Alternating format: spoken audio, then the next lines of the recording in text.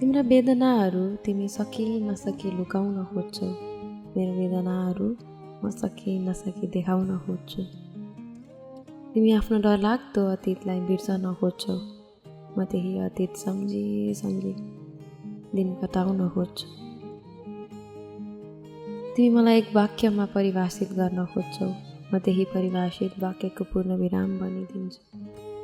तिमी ममा परिवर्तन चाहन्छौ, तर म त्यही परिवर्तनको चक्रव्यूहमा निरन्तर घुमिरहेछु।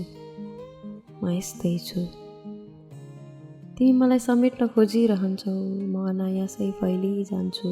तिमी मलाई तिम्रो सोचको सानो बाकसमा पोको पारेर कैद गर्न चाहन्छौ। म त्यही सोचमा उडिरहन्छु। म यस्तै छु।